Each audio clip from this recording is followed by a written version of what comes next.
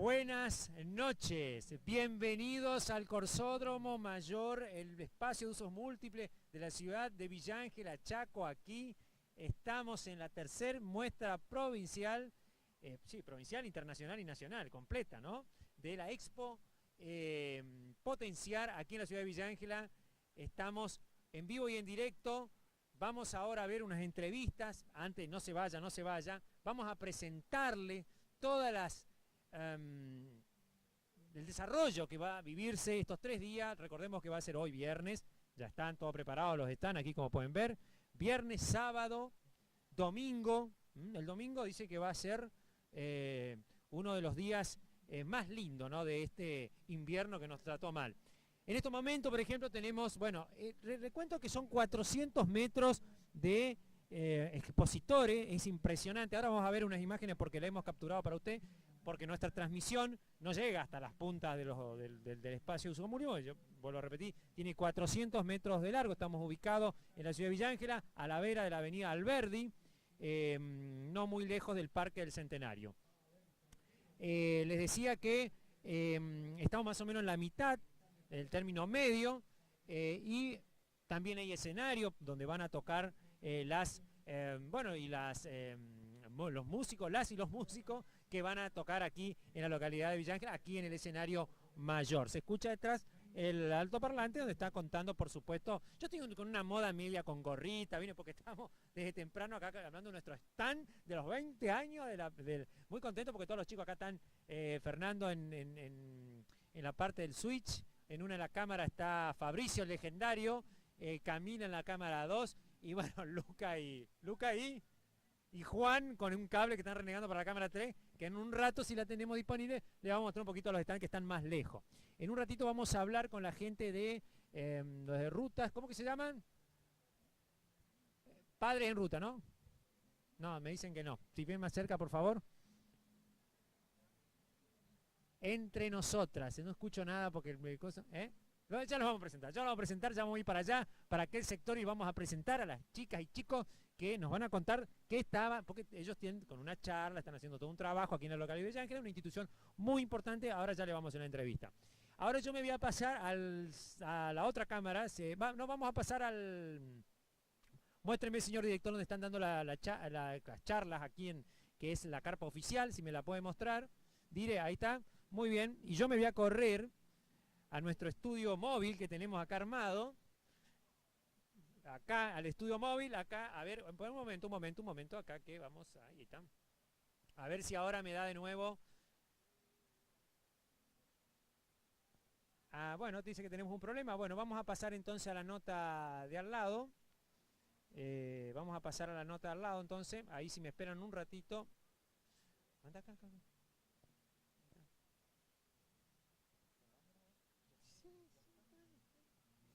Bueno, ahí estamos viendo entonces la carpa del sector de charlas oficial, y vamos en un ratito a dar ahí alguna charla. Va una nota. Bueno, gente que pasa, como los escapes libres están, ¿no?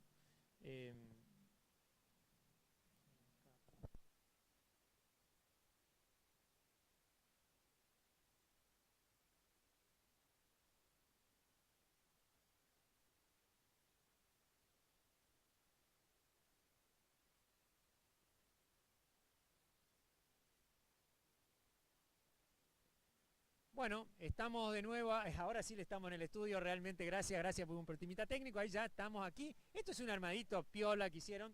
Bueno, si Camila se anima y da vuelta a la cámara, le puedo mostrar. Dice que no, Camila, por favor, no me abandone.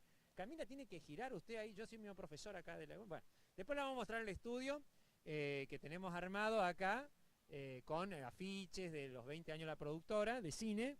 En realidad la idea de conmemorar los 20 años es hacer el streaming Camila está aterrorizada porque tuvo que agarrar una cámara hoy, tuvo que probar. Bueno, Camila, no es la primera vez, ¿no es cierto? Bueno, muy bien. Está haciendo práctica, Camila. Bueno, y les decía que, bueno, mañana seguramente vamos a ya tener un poquito más de cancha en el tema, porque es el inicio de la transmisión y es un poco complejo por las cámaras que tenemos y toda la cuestión. Bueno, ahora vamos a ir al lado, a la 1, para ver si me nos pueden dar vamos a ver la cámara de al lado, vamos a ver si podemos, ahí está, si podemos ver Muy bien, ya vamos a entrevistar a la gente que está en ese lugar, esperándonos, esperándonos para el amigo Krenz que está acá, que vino a visitar, esperando la carroza, que están los amigos acá de los vecinos. Bueno, ahora sí el switcher nos da la cámara de la exposición un ratito para ir a ver a nuestro primer entrevistado de la noche.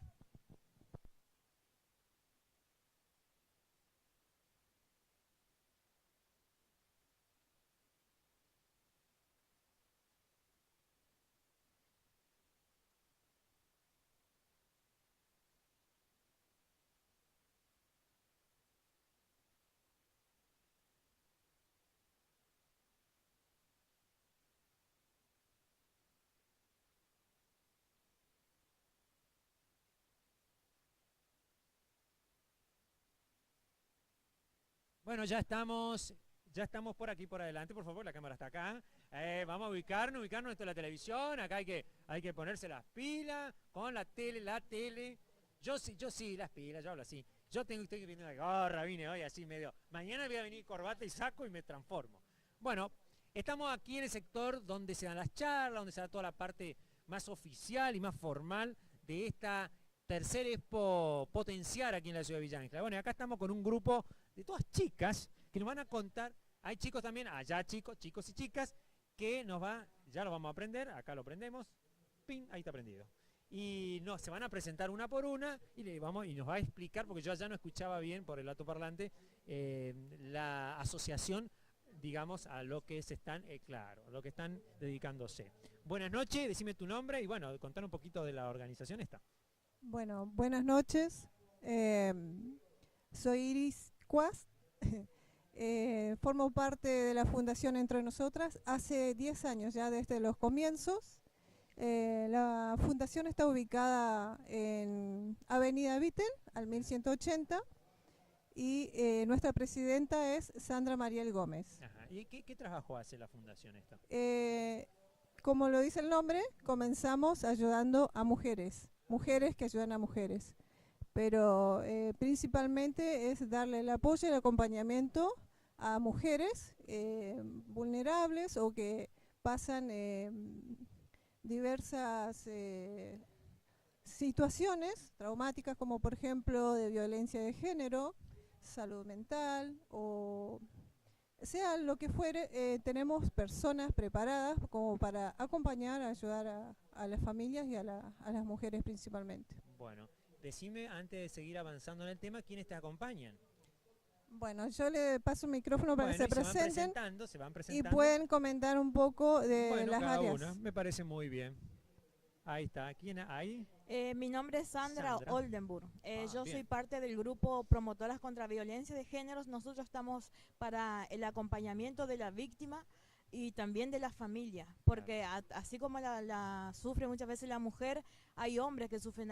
Primeramente nos ocupamos únicamente de las mujeres. Ahora también hay ayuda a hombres y a niños que sufren abuso, también sobre abuso sexual infantil. ¿Dónde está el stand, antes de que me olvide de preguntar aquí en la muestra? ¿Tiene un stand o no? No tenemos. Bien.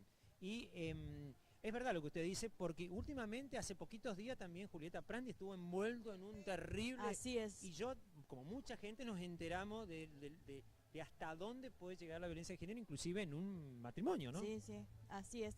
Entonces nosotros recibimos la víctima, la que sufre violencia, le hacemos el acompañamiento, tanto puede ser psicológico como judicial, legal sería, y también a los niños. Tenemos talleres que se realizan en la fundación.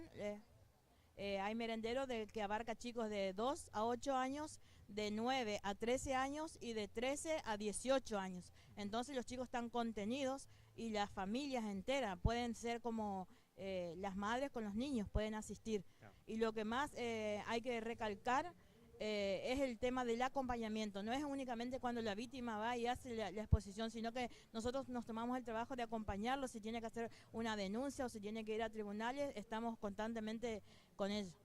Muy bien, pasamos a la siguiente entonces, a ver quién más quiere hablar. Contar Hola, un poquito. Buenas tal? noches, soy Gladys Suárez, también formo parte del equipo, sí, también quería comentar que dentro de la fundación también hay cursos, sí, que se dan dentro del CIF, como por ejemplo masajes deportivos, depilación, maquillaje, cosmetología, manicuría, masajes profesionales, sí, depilación, layista y muchas otras cosas más, sí, donde dentro de eso se recibe ¿me ayudan? Una matrícula profesional que le Bien, bien. sirven a cada alumno que quiera ir a Como una tomar. escuela, digamos. Ajá, exactamente, eso también brinda el CIF, ¿sí? Y dentro de eso hay muchas otras cosas más que mi compañera le van a estar... Bueno, le vamos a dar el micrófono entonces a ver a la siguiente. Dígame su nombre, buenas noches. Buenas noches, soy Mónica Cardoso. Sí. Hace rato que soy miembro, sería de la fundación, colaboro en todo lo que pueda ayudar y bueno, contenta de pertenecer al grupo de Entre Nosotras, Bien. en el apoyo a todas las personas que necesitan, porque son muchas, por ahí no se difunde mucho, pero Pero un hay trabajo mucho, silencioso, claro, digamos que... claro, que se lo Porque a hace, veces así hay que miedo, ¿no? Las mujeres por ahí no quieren denunciar porque tienen Sí. miedo a que se burlen o Claro, la cuestión social por ahí es muy importante, ¿no es Sí, cierto? La es verdad. concientización. Entonces, de la Fundación Entre Nosotras lo que se hace es un acompañamiento y un seguimiento a cada Claro. familia, se le da contención, se la ayuda, nunca se la deja sola, siempre está contenida a través de la Fundación, que eso es algo muy bueno para la sociedad de Villa Ángel, así que los invitamos a todos los que quieran ser parte de la Fundación.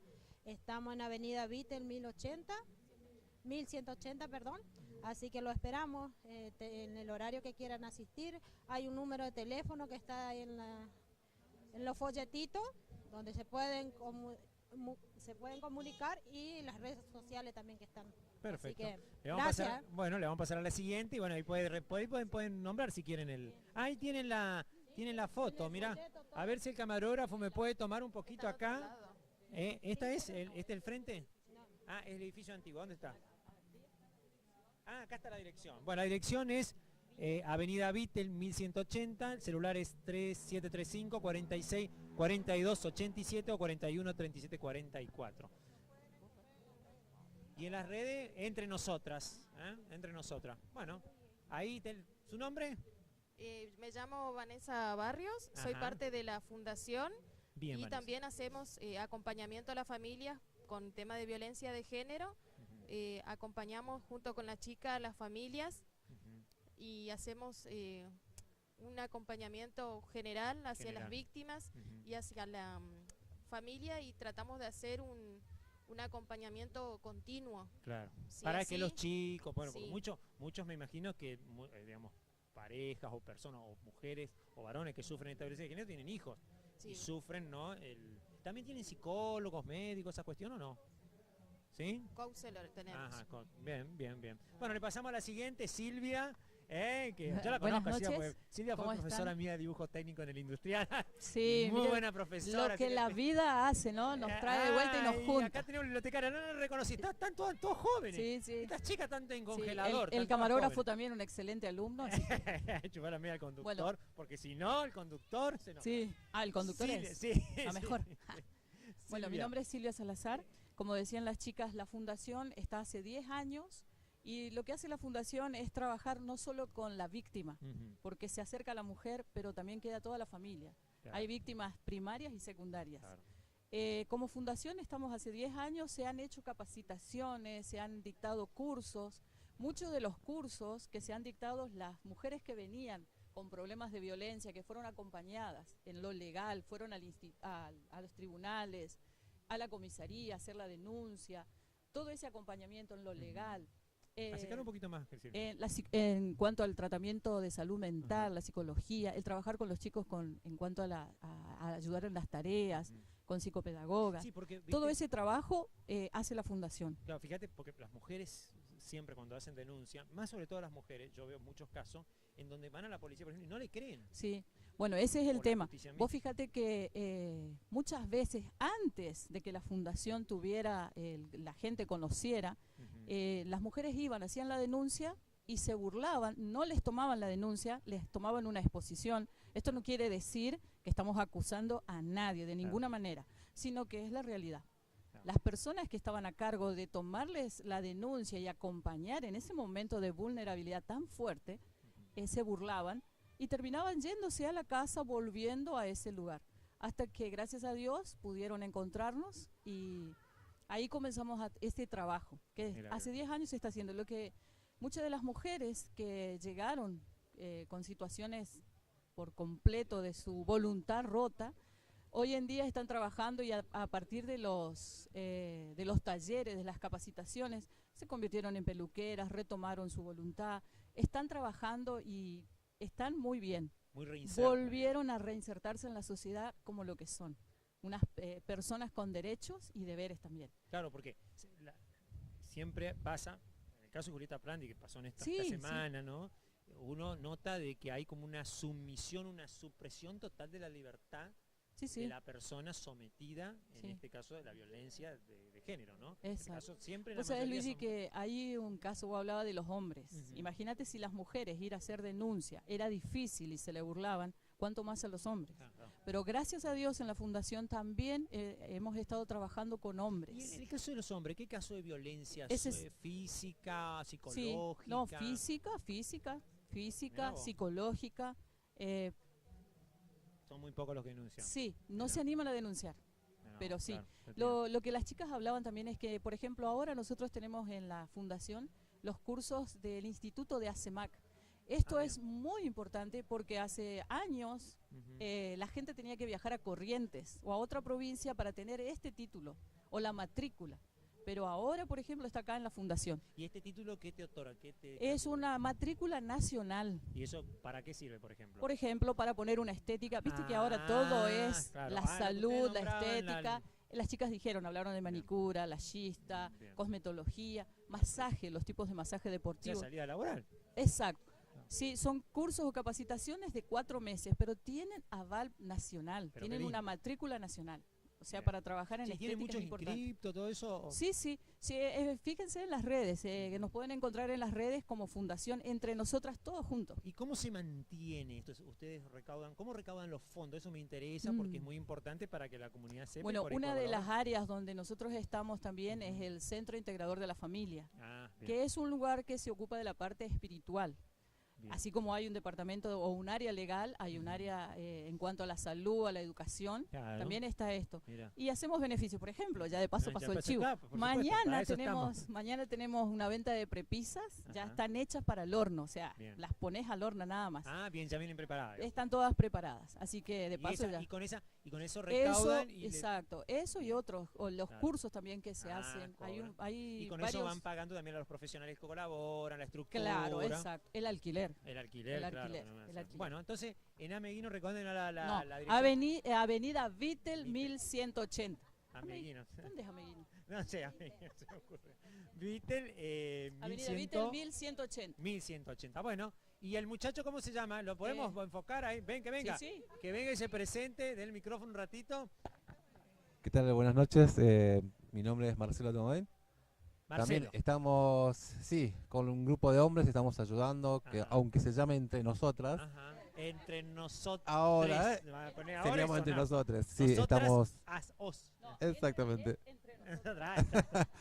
Empezamos hace poco, un grupo pequeño, pero se van sumando para ayudar a hombres que sufren violencia, digamos. Inclusive claro, intrafamiliar también puede ser la violencia, ¿no? Porque sí, se da a nivel físico contra el hombre y a nivel psicológico también, que también es muy importante. Muchos niveles de violencia últimamente. Dicen que sí, lo estamos entendiendo, así que hay muchos, sí. Así que si alguien... Estamos como todos muy ansiosos, muy tensos, muy nerviosos. Y que es difícil un tema, que un hombre vaya a exponer su caso de violencia, pero estamos abiertos a recibirlos y poder ayudarlos. La denuncia tiene que ser, o sea, la denuncia, la ayuda que ustedes le dan, ¿siempre es con una persona que recibe en el entorno familiar o puede ser de un tercero? O sea, ¿no? ¿Siempre es familiar? Eso es lo que nos recalca siempre. Eso es lo que se recalca siempre. Por ejemplo, yo sé que él sufre violencia, pero yo no puedo ir a pedir ayuda en nombre de él. Él tiene que hacerlo. Claro. Pero la violencia me refiero que recibe él, ¿tiene que ser de algún familiar o puede ser de un tercero? Cualquier tipo de violencia de quien sea. Perfecto. Tiene que surgir de la víctima. Bueno, hay que aclarar. Bueno, nosotros tenemos que despedir porque yo de acá tengo que salir corriendo para el Cine República, abrir la cartelera porque alguno tiene que ir por ahí a ver una película. Y ustedes van a quedar en la compañía de la gente que está acá en el streaming viendo lo que pasa en la muestra. Pero por supuesto, antes de irnos, la chica quiere decirnos algo. Diga no. Bueno, ¿cómo era su nombre? Iris. Y estas chicas les recuerdo que están todas congeladas acá, están todas jóvenes. Yo no sé cómo hace. Se nota que la estética anda bien de las chicas. Porque, que nos sigan en las redes, por favor, y que para difundir y que se informen las actividades que estamos haciendo, porque también no me quiero olvidar de que ofrecemos diversas charlas. Claro, importante. En el lugar, ¿no es cierto? Sí, charlas que tienen que ver con salud, con prevención, cuidados, bullying, grooming, doxing, bueno, todo eso. Y también con el tema de las redes sociales que hoy están muy acoso. Clase de apoyo. Está bien. Clase de apoyo para los chicos también, bien ahí. Sí, clase de apoyo para los chicos. Acá tengo unas cuantas maestras, sí. No, estamos invitando a voluntarios que quieran dar clase de apoyo. También que se sumen. Sí, que se puedan sumar porque hay, alumnos que necesitan de eso, ¿sí? Está bien. Así que donen su tiempito, qué sé yo, 1 hora, 2 horas, una vez por semana. Creo que eso está muy bien, ¿eh? Hay que hacer cosas también por la comunidad y que no todo sea por dinero, porque creo... Bueno, son bienvenidos entonces en la fundación. Me está matando acá, ya no sale el micrófono, Silvia. Me van a bienvenir a mí también para dar clases de cine, por lo único que puedo dar. Bueno, ahí están las chicas y chicos entonces de la organización Entre Nosotras. Fundación Entre Nosotras. Organización, ¿cómo le digo? Fundación Entre Nosotras. Les agradecemos por este tiempo y esta posibilidad de difundir nuestro trabajo. A veces nosotros con el stream por ahí tenemos en el estudio, por ahí es más difícil ir por los horarios, pero quisimos venirnos hasta acá y ya pasar que toda la organización, porque la idea es que toda la organización tenga un lugar en el streaming para que todo el mundo, esto llega, conozco, no solamente llega acá en Villa Ángela y zona, sino llega hasta en Estados Unidos, nos ven, no vamos a chicar, nos ven en todo el país y eso es muy importante porque ven que nuestro pueblo, nuestra ciudad, crece y crece en estos temas también que por ahí piensan que porque vivimos en un pueblo chico no tenemos sensibilidad por estos temas. Así que muchísimas gracias, chicas, y bueno, éxitos en la tarea. Muchas gracias. Bueno, ahí saludamos a él, lo van a hacer una selfie acá. Ahí está, la selfie. Y yo con esta pinta de payaso plin plin que me viene todo pintado acá. Bueno, de trabajador hoy. Vamos a la otra cámara de la avenida, si nos puede dar el señor operador, mientras yo me acerco al estudio. Muchas gracias.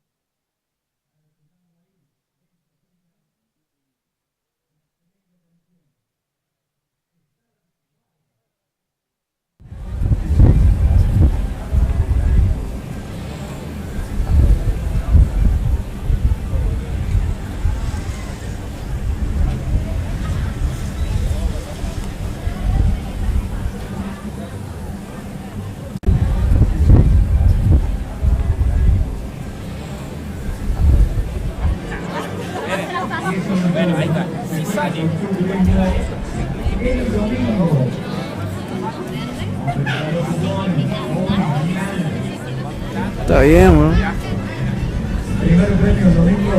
¿Para quién está? Está bien, ¿no? ¿Para quién está? Está bien, ¿no? ¿Para quién está? Está bien, ¿no?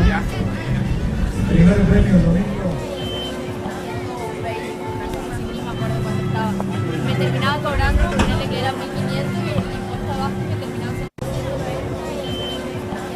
120, no me acuerdo cuánto estaba. Me terminaba cobrando.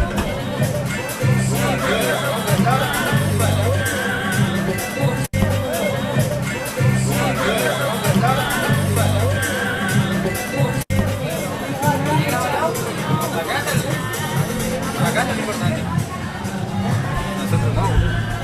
Sí, no es importante.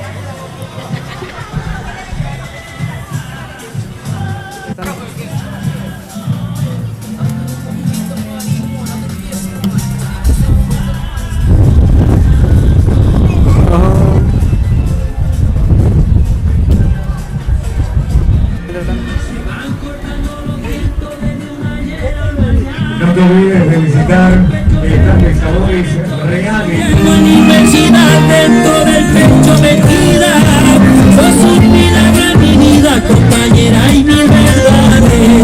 Al Padre te lo agradezco por todo lo que te llevo. ¿Firmar? Ah, bueno. Las dos cosas. Son... Tengo 4 sabores.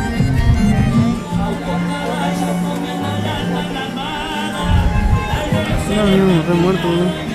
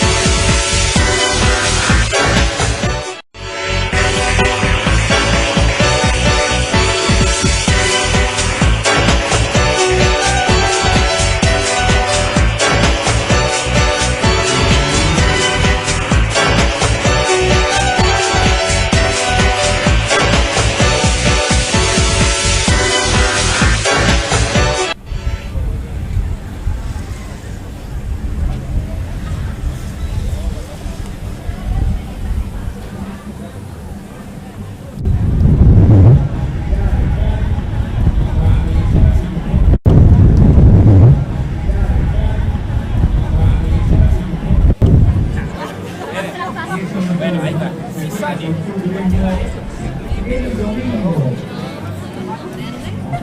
¿Para quién estamos? Está bien, ¿no? ¿Para quién estamos? Está bien, ¿no?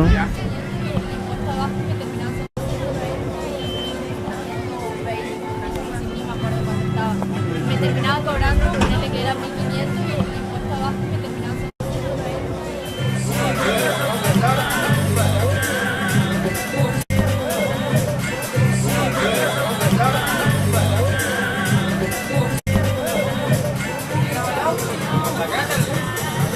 Acá es lo importante. Nosotros no. Sí, yo soy importante.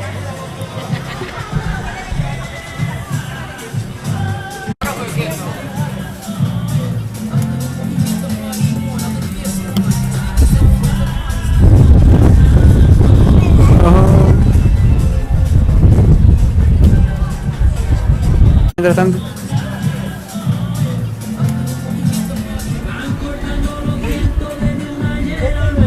No te olvides de visitar el stand de sabores reales. Dentro del pecho metida, sos un milagro en mi vida, compañera, y mil verdades. Al Padre te lo agradezco por todo lo que me lleva a mi inmensidad. ¿Quieres firmar? Las dos cosas. Son... Tengo 4 sabores. ¿Conmigo querés filmar? ¿Firmar? No, no, re muerto, ¿no?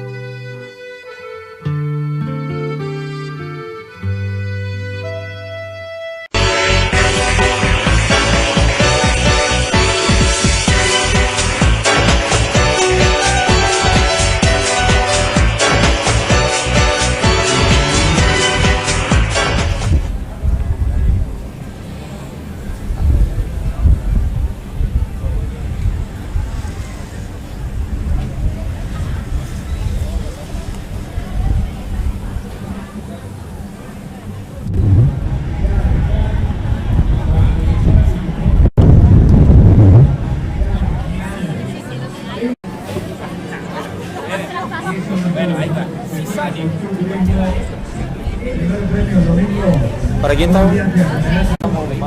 Está bien, bro. ¿Para quién estamos? Me terminaba cobrando, ponerle que era 1500 y el impuesto abajo me terminaba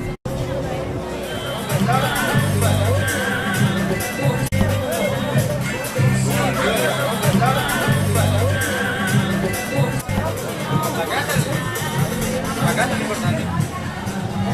Nosotros no. Sí, yo soy importante.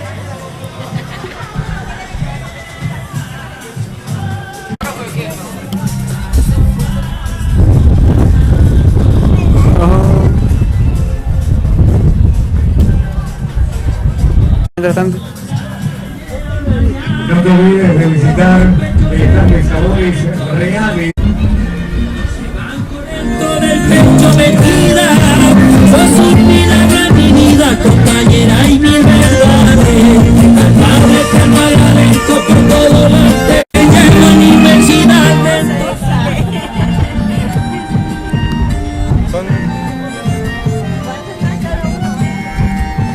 Tengo 4 sabores. ¿Conmigo querés comprar? No, no, re muerto, bro.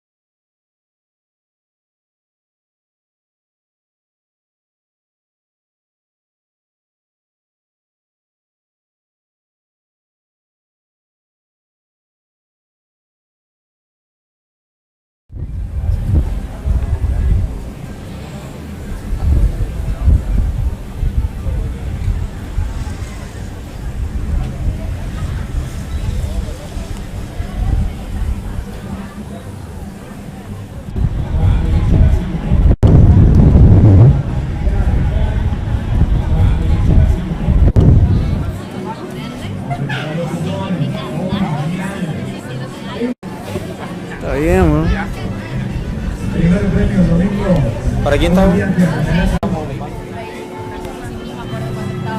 Me terminaba cobrando, ponerle que era 1500 y el impuesto abajo me terminaba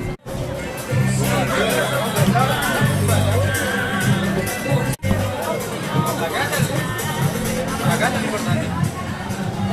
Nosotros no. Sí, yo soy importante.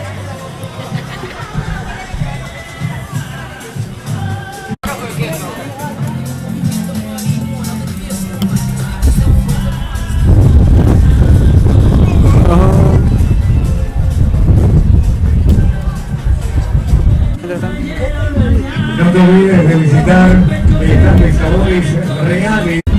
Prometida, sos un milagro en mi vida, compañera y mi verdades. Padre, te agradezco por todo lo que ella. Las dos cosas.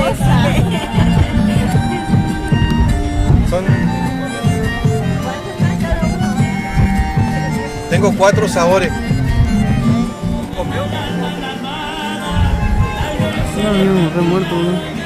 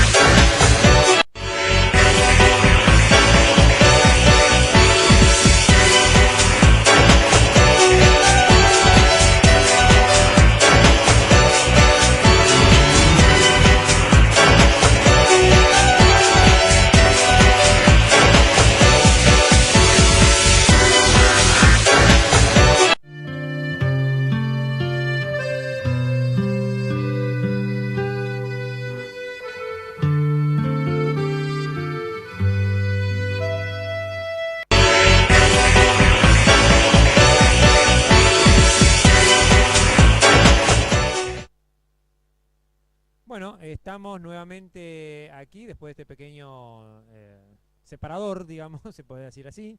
Hablábamos ahí con el presidente de la Cámara de Comercio y por supuesto también con su tesorera. Nos estaban contando todo lo que tiene que ver con los detalles de esta gran muestra potencial aquí en la localidad de Villa Ángela, Chaco.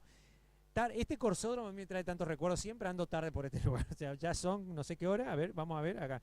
12 de la noche, ya que al borde del cierre le agradecemos a Fernando que nos está acompañando en Switcher, ya los demás técnicos, mira que se fugaron todos, no está quedando nadie acá, qué bárbaro. Bueno, visiten nuestro stand de los 20 años de la productora Vicentín Film Argentina, aquí al lado de la carpa oficial, en donde puede ver cómo se transmite en vivo, cómo se filma, y también mañana va a estar seguramente el transfer digital para ver cómo se transfieren películas antiguas y cosas así, y hablar de cine y de otras cuestiones de la producción audiovisual chaqueña, ¿no? Sobre todo acá, que hemos hecho gran avance en esta cuestión. Bueno, le paso el programa de mañana, de la Tercera Expo, mañana sábado, ya sería... le mandamos un saludo que todavía es justo al borde al señor Lovera, al Marcelo Lovera, que cumplió años el día viernes, sería ya que todavía no pasó, 16 de agosto, ¿no? 15 de agosto, bien, ahí está. Bueno, pero para el sábado 16 de agosto, ya en unos minutos, va a haber la apertura, que es a las 18 horas, va a ser en el ingreso al de usos múltiples, que tiene, la cuestión, digamos, donde se ingresa, acá en el espacio de usos múltiples, vamos a decir, comúnmente conocido como el corsódromo, ¿no? Ahí va a ser la apertura con las autoridades, digamos, oficiales, ha invitado al intendente y otras autoridades más para el corte de cinta, ¿no? Bueno, luego se va a hacer una recorrida a través de los stands. A las 18:30, el contador Gabriel Ripoll brindará el tema de emprendedores, el camino al éxito de emprender. A 18:30, aquí al lado nomás nuestro, en donde medio casi a la mitad del corsódromo, digo bien, del espacio de uso múltiple, medio a la mitad. Después del escenario está la carpa oficial, en donde se hacen de la Cámara de Comercio las charlas, y ahí dicta el contador Gabriel Ripoll esta charla. Luego a las 19 horas, Aristides Sago, un conocido amigo, broadcasting, diseño y... ¿qué más dice acá? ¿Por qué es importante elegir un buen logo para mi empresa o emprendimiento? Ahí está, broadcasting, diseño. Y luego, sobre diseño gráfico, ¿no? Luego, Zenobia a las 19:45, Ciudad Accesible y Comunidad Imparable. Matías Gallardo a las 20:30 horas, y Nancy Núñez, responsabilidad social y empresarial, y después la charla informativa para conocer el mundo mágico del modelaje con Marcos Arrecto, Marquito también, un amigo, a las 21 horas, coordinador, y también Mica Muñoz, profesora de modelaje, aquí también al lado. Esto mañana sábado, esto es lo último. Y después, bueno, en el escenario central, que es el escenario donde yo recién te comentaba, donde los artistas dan espectáculos, está a las 21 horas Luna Ballista, 21:35 Escuela de Danza Local, 22 horas Los Chimichurri, mirá, 22:35, mirá, Escuela de Danza Local, y a las 23 horas, ya me yendo al cierre un poquito más, Alma Encendida. Seguro va a estar todo un poquito más a tarde, porque mañana es sábado, así que, bueno, ojalá que el tiempo nos acompañe, que esté no tan fresco como hoy, y le invitamos a toda la comunidad que venga sobre todo a las charlas, señora, porque realmente son muy buenas, positivas. Hay que salir de la casa y venir a disfrutar de estas cuestiones, porque si no, viste, como decía mi abuela, en la casa nos vamos a mocosar. Bueno, y de paso voy a pasarle, porque hoy no tengo el apuntador, tengo todo acá en el celular, las funciones del Cine República mañana, sábado, 19 horas, Los Pitufos, a las 21 horas, Nilo y Stitch, y a las 23 horas, Until Dawn en 3D. Ahí están las funciones entonces Cine República mañana sábado, y también hay para el día domingo, que mañana se las vamos a pasar, del Día del Niño, ¿no? Bueno, eso es todo desde aquí, señoras y señores. Les agradecemos muchísimo por su compañía. Mil disculpas por el corte de transmisión que hubo hace un rato, porque bueno, estuvimos acomodándonos algunas cuestiones. Mañana ya, si Dios quiere, vamos ya a tener un poquito más acomodada la situación. Estoy muy contento de transmitirle desde aquí, nuevamente desde este lugar, desde el espacio de usos múltiples. La otra vez realizó el evento de los carnavales, y ahora estamos con otra transmisión. Le quiero agradecer muchísimo a Federico Pap, que nos trajo el gazebo, nos prestó, nos colaboró con el gazebo, así que, y se vino él a ayudarnos acá, involucrado en el armado. que quedó parece un circo. Yo pensé que era, dije, va a quedar como un circo criollo, quedó parece un circo árabe, quedó ¿cómo se llama? Una carpa árabe. Nuestro humilde, digamos, mañana vamos a mostrar un poquito acá al estancito que tenemos de los 20 años. Bueno, así que le agradecemos a él, también le agradecemos a todos los chicos que nos han acompañado, a todo el equipo de producción que está conmigo acá, muy contento por cumplir estos 20 años haciendo algo nuevo siempre, y digno de la producción audiovisual chaqueña, de mi pueblo Villa Ángela, y sobre todo conmemorando estos 20 años. En este año conmemoramos los 20 años de la productora Vicentina Argentina. Mañana vamos a hacer algunos cortos inclusive referentes a esa cuestión. Muchísimas gracias, ya no queda casi nadie, acá se están yendo todos, y por supuesto en el día de mañana volveremos aquí con la transmisión y con todo, y mostrándole con todo este evento. A todos los que nos están viendo fuera de la ciudad de Villa Ángela, le invitamos a que se enganche a nuestro canal de streaming, que le dé a me gusta, por supuesto, y que ahí se suscriba, y va a recibir todas las novedades de aquí, y más entrevistas y más cosas seguramente. Muchísimas gracias, y hasta mañana, que tengan muy buenas noches.